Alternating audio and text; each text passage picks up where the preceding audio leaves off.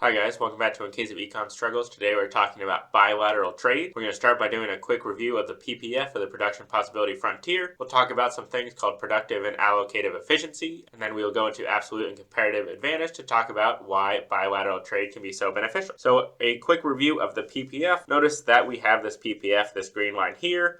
Anything under the green line is feasible but not efficient. Anything above the green line is not feasible. Anything on the green line is both feasible and efficient. It's what we call productively efficient because it is possible and efficient. But this blue dot here, this is society's desired mix of the two goods, food and computers. So this is what we call allocative efficiency. This point is allocative efficiency. This point over here is productively efficient but not allocatively efficient. So that's a quick review of the PPF. If you want a more in-depth review, check out my full video on PPFs. Now let's get started in talking about the benefits of bilateral trade. So I've set up a basic example between the US and the UK where both countries are making tea and coffee. Notice the USA can make up to 10 teas and the USA can make up to 10 coffees. For the UK, it's reversed. Our friend Bill today is going to be the master of international trade, so he gets to say how much tea and coffee the US and the UK make and how much they send to the other country. So when Bill is thinking about how much of each good for each country to produce and how much to trade between them, he's thinking about two things: absolute advantage and comparative advantage. Absolute advantage is who can make more, just straight up. So the USA,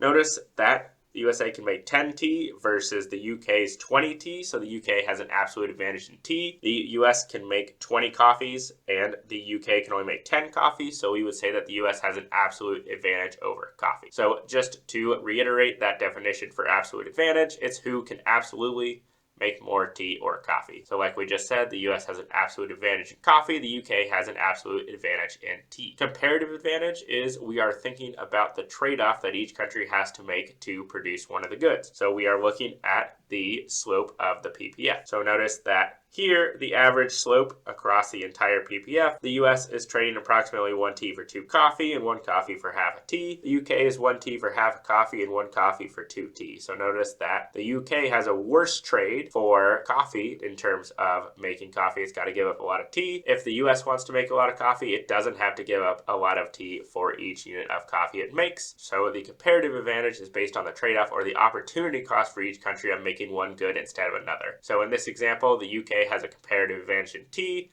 The US has a comparative advantage in coffee because it's a better trade-off for them. So let's say before Bill comes in, Bill knows all of the things we just talked about, but before any trade happens, the US is consuming, 10 coffee and 5 teas, and the UK is consuming 5 coffee and 10 teas. And then Bill, knowing all of the absolute and comparative advantage facts we just talked about, says, all right, well, the US should only make coffee and the UK should only make tea. Then I'm going to make them trade at a price of 1 tea to 1 coffee. So after Bill comes in and mandates this production and trade, notice that the US is now consuming 10 coffees and 10 teas. The UK is also 10 coffee and 10 teas. Notice that these are above the domestic PPF. So for both countries, this blue point would not be possible without trade. So because of the bilateral trade, both countries are able to consume at a level above their individual PPF. So the punchline of this whole thing of bilateral trade is that with trade, both countries benefit and they do better than they could do on their own. And each country generally should make more of what they have the absolute comparative advantage in, so that when they trade, they are using their shared resources effectively. So hopefully this gives you a better idea of bilateral trade, comparative advantage, and absolute advantage and what it means. If this was helpful, make sure to like and subscribe, and we will see you next time for another case of Econ Struggles.